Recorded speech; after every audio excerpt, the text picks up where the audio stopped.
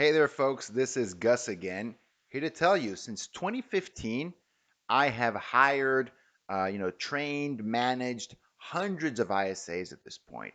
Folks from the US, from the Philippines, and most of all, Mexico and Latin America. So I've definitely learned a few things. I'm here to share with you some of my top tips and tricks, and also share some of the biggest pitfalls I see that folks do when hiring a great ISA for real estate. Let's get right into it. The number one place you need to start when you're looking for a great ISA for your team is with a great offer and job description. You need to make sure that you're targeting the offer to your target market. For example, if you're looking to hire someone in house in the US, you want to make sure you have some kind of base salary and probably some commission on the back end, which means in a lot of places you need to be licensed. So you want to be clear about that in your job posting.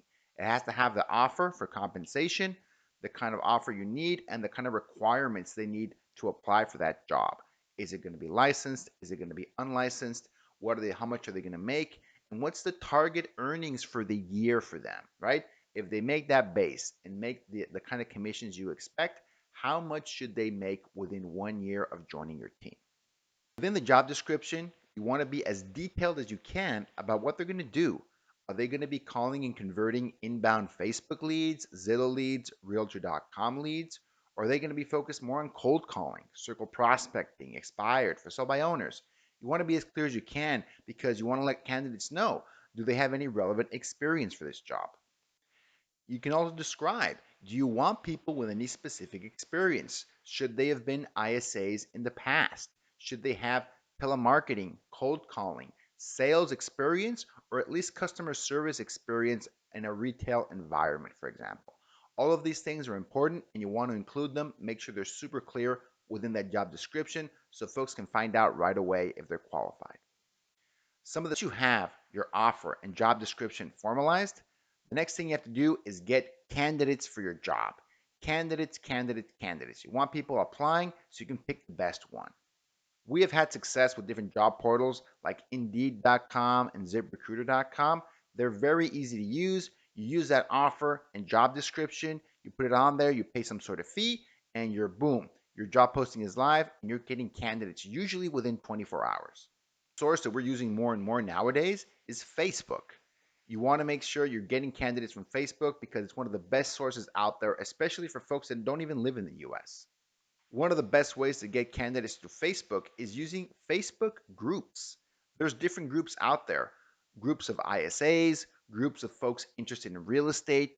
There's different Facebook groups for call center employees within the US, outside the US. Make sure you find them, you join them, and anytime you have an open position, you're posting in there with your offer and job description. Another way to leverage Facebook to find great candidates is through ads. Make sure you get that great headline, that offer, and that description and post an ad. This is going to be within Facebook's special ads category because it's related to employment. That's okay. You want to leave the demographics as open as possible to get the best candidates no matter where you are. You can target inside the US, outside the US, anywhere you want. Last but not least, a great source of candidates anytime you're planning on growing your team is your own database, whether it's current, former clients, friends, family, sphere of influence. It's a great way to touch them, give them a call, and ask them for help in growing your team, growing your business. It lets them know that you're successful, you're going places, and it's a great way to find referrals and recommendations for great, great, great teammates. Never waste a great opportunity to touch your database, not just generate candidates, but potentially generate new business for real estate. Okay, so you've posted everything online, you're getting some of these candidates in. What do you do next? Well, one thing that we do is always want to make sure that we're being as efficient as possible. So we always post some instructions. Want people to not just apply for the job, but to send us a recording of them saying some kind of script, following some instructions, and sending us all the information. It's very useful and helps you narrow down and get to what we call qualified candidates. Not just anyone that filled out the job application, but someone that's actually qualified to do the job. In general, what we see is you might need to get 50 to 100 applications to get 10 qualified applicants, people that you'd actually hire to do the job at the highest level. And this varies in each area, whether you're hiring in the US, outside the US, the quality of the candidates is going to vary a lot. So be prepared to narrow down if necessary. In our experience, it takes between 5 to maybe 10 qualified candidates to get one solid hire, someone that's actually going to be able to stay on your team for the long haul. Once you've got some qualified candidates going for your position, you want to start the interview process. We think this is important because it's great to focus the interview on skill set. Can you see if they can demonstrate the skills that you need for your ISA? Are they good talking to people? Can they connect well over the phone? Can they handle even basic objections? Can they think on their feet? All these things are important to verify, especially if you're interviewing over the phone. Another super important factor when you're interviewing someone is find out if they're a good cultural fit for your company. Does their personal style, the way they express themselves, anything that let on, does it let you think they're going to be a great fit for your team? Are they going to be pleasant to work with? Will the rest of your teammates get along with them? All these things are unbelievably important and can be verified to a high degree during the interview process.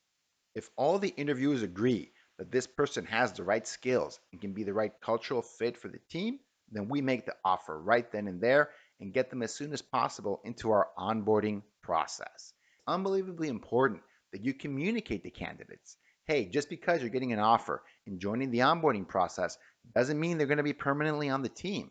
They are on trial for the next 30 days to see if they can demonstrate the skills and all the values necessary to become a full-time permanent member. And that kicks off a really interesting process. I'll go down into details on that on future videos, but that's really the whole process to get them into that onboarding stage and getting ready for them to earn the right to be on your team. In a nutshell, those are the steps that we use to get someone hired and onto the team. But along the way, we've seen a lot of mistakes and we've made a lot of those mistakes. So we're here to talk about those and how you can avoid them. Number one, I see that a lot of folks, a lot of teams put way too much emphasis on the interview process. What we've learned from hiring hundreds of people is that the interview is not the be all end all, and it has a lot of important limitations. We found that it is very effective at finding and evaluating someone's skills and their cultural fit for the company. But the interview can really be lacking when it comes to finding out if someone has the values and the work ethic to be good at their job. Those two things are going to determine if someone's going to be a successful inside sales agent or not. Their performance on an interview or even some of their past experience cannot be the best indicator of future performance, especially when someone is very early in their career. Really, the best way to find out if a candidate is great is to evaluate some skills in the interview and get them in the room and through the onboarding process as soon as possible. Another potential pitfall is thinking that once you've done with the interview, the person is good to go. You've hired someone. Now they have to be successful on your team. Nothing could be further from the truth. Hiring is just the first step in bringing on a great teammate. That onboarding process is unbelievably key. And the onboarding process can be anywhere from 30 to 90 days, depending on the kind of role you're trying to fill. But we always recommend being super clear with new candidates about the high standards that your team has set, right? It's unbelievably important that they meet those standards. And if they demonstrate anything that does not meet your standards, especially within those first 30 days, that you're clear. They might not be able to earn the right to be a permanent member of the team. For example, if someone is late to their trainings, to their onboardings, if they're not getting some of their day-to-day tasks completed, and they're not doing their homework, and most importantly, if they're not showing improvement from week to week, you really should question if that person should be a permanent member of your team. A common mistake is to put way too much emphasis on the interview process and not enough emphasis, energy, and attention to the onboarding process. The best way to build a high performing team is by focusing on who you keep on the team, much more so than who do you hire to join the team. Another pitfall you might fall into is that depending on where you're advertising this job, you might get too many candidates. You might be inundated with applicants to your position. I mean, that's great. It means you have a very compelling offer. Awesome. You want to make sure you're not, trying to message and contact and interview hundreds of people, right? You want to make sure you put some friction in that process. Take them to a questionnaire. Have them apply for the job. Have them send a recording. Have them record a video. Have them follow a certain set of instructions to see if they're able to complete those tasks. You want to wind it down to maybe 5 or 10 qualified applicants for any particular role. Another potential problem can be too few candidates to your position. If you're not getting 5 to 10 qualified applicants for one open position, you're interviewing too few people. This could be an issue. If you only interview 1 or 2 people for an open position, the likelihood that you're getting a great teammate is very, very low. You got to change up that offer. You've got to publish it more places.